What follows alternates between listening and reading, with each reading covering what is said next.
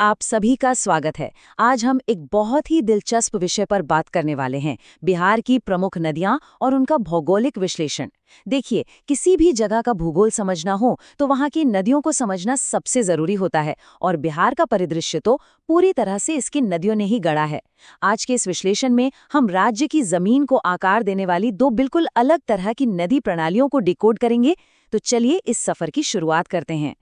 आइए फटाफट देख लेते हैं कि आज का हमारा रोड मैप क्या है। सबसे पहले हम समझेंगे बिहार के ड्रेनेज सिस्टम यानी अपवाह तंत्र को। फिर बात करेंगे सिस्टम के मेन हीरो यानी गंगा नदी की। इसके बाद हम उत्तर की हिमालयी नदियों और दक्षिण की प्रायद्वीपीय नदियों को देखेंगे। और आखिर में इन दोनों प्रणालियों की एक मजेदार तुलना करेंगे। तो चलिए पहले हिस्से से शुरुआत करते हैं, बिहार का अपवाह तंत्र और उसका स्थलाकृतिक संदर्भ। आसान भाषा में समझे तो जमीन की बनावट कैसी है। क्या आपने कभी ध्यान दिया है कि नदियां एक खास पैटर्न में क्यों बहती हैं? दरअसल पानी हमेशा ढलान की तरफ बहता है, और बिहार की जमीन की बनावट पानी को दो खास आकृतियों में बहने पर मजबूर कर देती है। पहली है जालीनुमा, जो देखने में बिल्कुल एक ग्रिड या जाली जैसी लगती है, और दूसरी है वृक्षाकार, जो किसी पेड़ की फैली हुई शाखाओं की तरह दिखती है। ये पूरा का पूरा खेल वहां की जमीन और ढाल का है। अब आते हैं दूसरे खंड पर।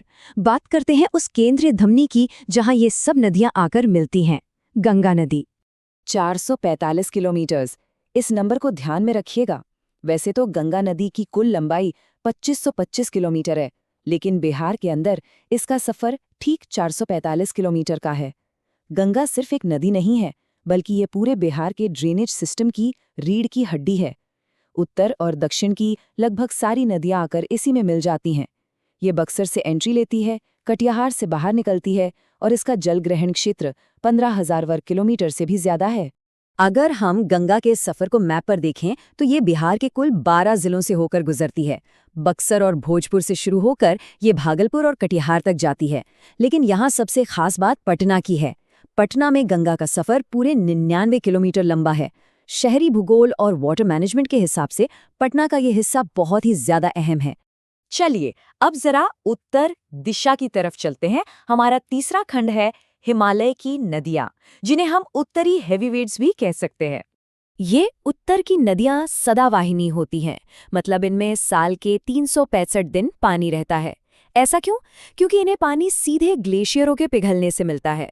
अब इसका एक बहुत बड़ा फायदा है और एक बहुत बड़ा नुकसान भी। फायदा यह है कि ये नदियां अपने साथ बेहद उपजाऊ जलोढ़ मिट्टी लाती हैं, जो खेती के लिए वरदान है। लेकिन नुकसान? बारिश के मौसम में यही पानी उत्तर बिहार में भयंकर बाढ़ का कारण बन जाता है। अब जरा इस नाम पर गौर कीजिए, बिहार का शोक। ये नाम दिया गया है कोसी नदी को।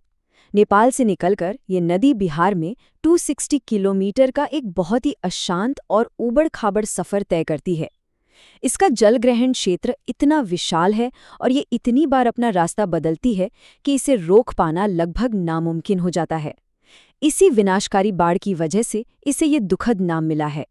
कोसी के अलावा भी उत्तर में कई दमदार नदियां हैं जो गंगा में मिलती हैं, और इन सबका उद्गम बहुत ऊंचाई पर है। जैसे गंडक नदी अन्नपूर्णा पर्वत श्रेणी से आती है, बूढ़ी गंडक सोमेश्वर श्रेणी से, और घाघरा गुरला मंधाता चोटी के पास से निकलती है। इसके अलावा बागमती, कमला और महानंदा नदियां महाभारत श्रेणी से आती हैं। ये नदियां इतनी ऊंचाई से गिरती हैं, इसलिए इनका बहाव इतना तेज और शक्तिशाली होता है। अब अपने कंपास को घुमाते हैं और चलते हैं सीधे दक्षिण की तरफ। हमारा चौथा खंड है वर्षा आधारित प्रायद्वीपीय नदियां। दक्षिण की इन नदियों का मिजाज उत्तर वाली नदियों से एकदम अलग है। यहाँ कोई ग्लेशियर नहीं है। ये नदियां पथरीले पठारों से निकलती हैं। ग्लेशियर ना होने का सीधा सा मतलब है कि इनका पानी पूरी तरह से बारिश पर निर्भर करता है। मानसून के समय तो इनमें उफान रहता है, लेकिन गर्मियों में ये लगभग सूखने की कगार पर आ जाती हैं। यह उत्तर के मुकाबले एकदम अलग तरह का पर्यावरण तैयार करता है। दक्षिण की इन प्रमुख नदियों का उद्गम दरअसल पड़ोसी राज्यों के पठार हैं, जहां से ये उत्तर की ओर बहते हुए गंगा में मिलती हैं। सोन नदी को ही ले लीजिए, जो मध्य प्रदेश की अमरकंटक चोटी से निकलकर बिहार में 202 किलोमीटर बहती है। पुनपुन और फल्गु नदियां झारखंड के छोटा नागपुर पठार से आती हैं, और कर्मनाशा नदी कैमूर से। दक्षिण बिहार में सिंचाई और पीने के पानी के लिए ये नदियां जीवन रेखा की तरह काम करती हैं। चलिए अब इस चर्चा के सबसे दिलचस्प हिस्से पर आते हैं। खंड 5, हिमालय की नदियां बनाम प्रायद्वीपीय नदियां, आमने सामने की टक्कर। अगर आप इन दोनों प्रणालियों को देखें तो मूल अंतर इनकी ऊंचाई और भूविज्ञान का है। उत्तर में आपको बर्फ से ढके ऊंचे ऊंचे पहाड़ और गंगोत्री, अन्नपूर्णा जैसे बड़े ग्लेशियर मिलेंगे। वहीं दूसरी तरफ दक्षिण में आपको अमरकंटक और छोटा नागपुर जैसे ऊंचे, कठोर और पथरीले पठार मिलेंगे। यही वो जमीनी फर्क है जो इन नदियों के पूरे चरित्र को ही बदल कर रख देता है। इस टेबल को देखिए, ये सारे कॉन्सेप्ट को एकदम क्लियर कर देती है। ओरिजिन की बात करें तो उत्तर की नदियां ऊंचे पहाड़ों और ग्लेशियर से आती हैं, जबकि दक्षिण की नदियां पठारों से। पानी के सोर्स में उत्तर की नदियां सदावाहिनी हैं, उन्हें ग्लेशियर और बारिश दोनों का पानी मिलता है। वहीं दक्षिण की नदियां सिर्फ बारिश पर निर्भर हैं, इसलिए वो मौसमी हैं। और सबसे बड़ा फर्क है इनके इम्पैक्ट का। हिमालयी नदियां उपजाऊ मैदान तो बनाती हैं, पर साथ ही भयंकर बाढ़ भी लाती हैं, जबकि दक्षिणी नदियों का बहाव सिर्फ बारिश के मौसम तक सीमित रहता है, इसलिए इनमें बाढ़ का खतरा काफी कम होता है। सोचिए, एक ही राज्य में प्रकृति के दो कितने अलग अलग रूप देखने को मिलते हैं। और अब इस पूरे विश्लेषण को समेटते हुए एक बहुत ही गहरा सवाल जो हमें सोचना चाहिए।